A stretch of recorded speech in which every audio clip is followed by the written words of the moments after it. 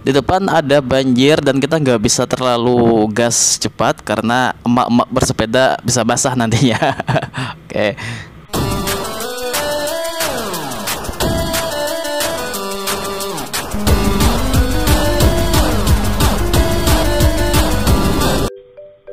Assalamualaikum warahmatullahi wabarakatuh. Baik kawan-kawan sekalian, sambil kita cari jarak dulu. Oke, sudah bisa ya.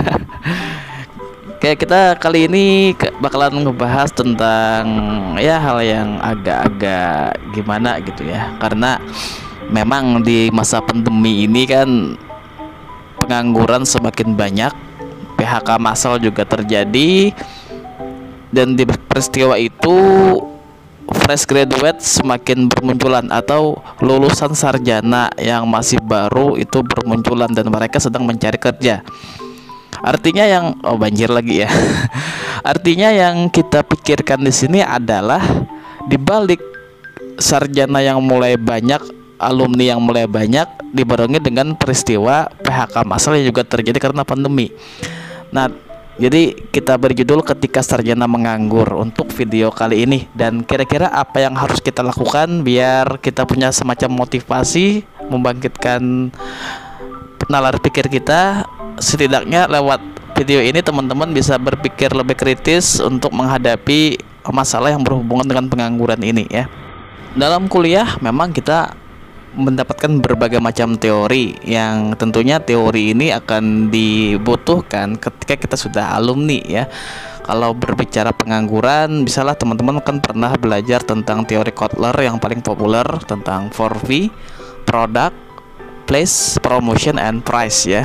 Itu teori yang bisa kita lakukan atau mungkin aplikasikan dalam kehidupan sehari-hari. Namun tentunya ada poin mendasar jikalau pabrik pengangguran ini semakin meluas ya, dan dimana sarjana semakin berkembang dan lapangan pekerjaan semakin sempit. Coba kita berkaca kepada sahabat Rasulullah yang dijamin masuk surga, Abdurrahman bin Auf. Ketika beliau hijrah, hal pertama kali yang beliau katakan atau tanyakan adalah, tunjukkan saya jalan kemana pasar, atau show me the market. Market itu di mana arahnya. Nah, karena memang market ini sangat luar biasa, pasar ini sangat luar biasa. Di dalam sana berbagai macam transaksi yang bisa kita lakukan sehingga penghasilan itu bisa kita dapatkan. Nah, jadi tentunya keadaan lingkungan kita berbeda-beda, tapi teman-teman pasti tahu di mana pasar-pasar yang bisa menghasilkan. Jadi teman-teman sekalian, untuk menghadapi pengangguran ini, dibalik ijazah yang sedang fresh ya, tapi kita juga ada semacam aktivitas untuk membangkitkan kinerja kita. Maka yang pertama teman-teman lakukan adalah jauhi yang namanya gengsi.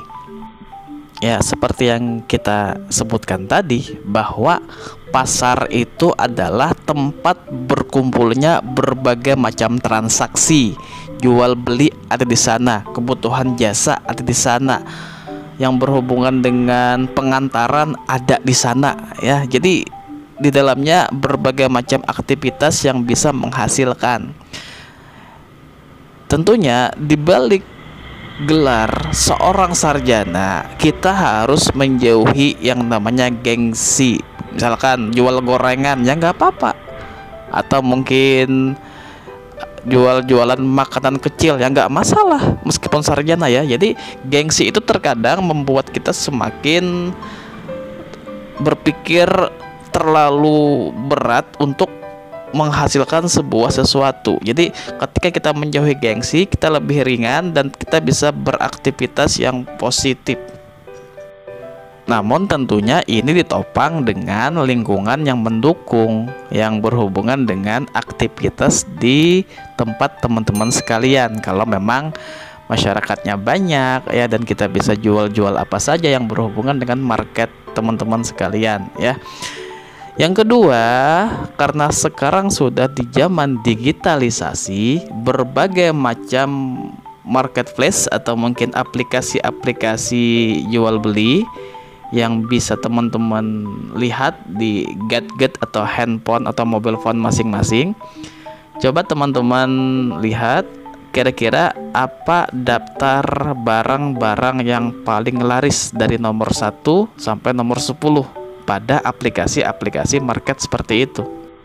Nah, coba lihat barang-barang yang paling laris, nomor 1 apa, nomor 2 apa, nomor 3 apa, dan sebagainya. Di situ teman-teman akan menghasilkan sebuah ide kira-kira bisnis apa yang menjanjikan ya. Tapi tentu tetap dilihat sesuai dengan environment atau mungkin lingkungan teman-teman sekalian, karena bisa jadi di marketplace itu atau mungkin di aplikasi digital jual beli itu populer, tapi lingkungan kita apakah mendukung atau tidak untuk menjual hal-hal yang tersebut. Namun tentunya di situ kita bisa mendapatkan berbagai macam ide apa yang bisa kita bisniskan. Kemudian gabung di komunitas. Apakah itu komunitas yang berhubungan dengan para sarjana ya, sehingga teman-teman bisa mendapatkan informasi kira-kira ijazahnya mau dipakai kemana gitu. Nah, dengan adanya komunitas yang berhubungan dengan sarjana atau mungkin komunitas jurusan, teman-teman bisa mendapatkan berbagai macam informasi sehingga bisa mendapatkan pekerjaan sesuai dengan ijazah yang didapatkan. Kalau memang yang berhubungan dengan dunia ijazah tadi. Namun teman-teman juga bisa gabung di komunitas yang berhubungan dengan bisnis atau mungkin komunitas jual beli, di mana di sana berbagai macam produk-produk atau barangkali aspek jual beli bisa teman-teman dapatkan dengan lingkungan yang lebih besar. Kemudian yang paling penting, asah skill Anda, asah bakat Anda, terus belajar dan selalu beradaptasi terhadap dunia teknologi. Karena memang saat ini teknologi itu memudahkan kita untuk mencapai kesuksesan. Teman-teman yang tidak bisa beradaptasi lambat laun akan tertinggal. Salah satunya yang bisa kita ramalkan barangkali ke depan atau mungkin 5-10 tahun kemudian, itu skill video editor itu barangkali bakal dicari orang banyak. Kenapa? Karena setiap bisnis, setiap iklan sekarang lebih mudah menggunakan video. Karena hampir dikatakan setiap orang mempunyai mobile phone. Jadi kalau saya prediksikan barangkali nanti ke depan atau beberapa tahun kemudian, itu jurusan yang berhubungan dengan video maker itu akan lebih banyak dicari orang, atau mungkin yang berhubungan dengan animasi, asal skill juga. Tapi yang paling penting teman-teman sekalian, kita berusaha untuk beradaptasi terhadap lingkungan kita, terhadap teknologi kita, jangan sampai kita tertinggal. Oke, itu mungkin yang bisa kita share untuk video kali ini. Semoga bermanfaat ya teman-teman sekalian. Akhir kata, assalamualaikum warahmatullahi wabarakatuh. Dadah.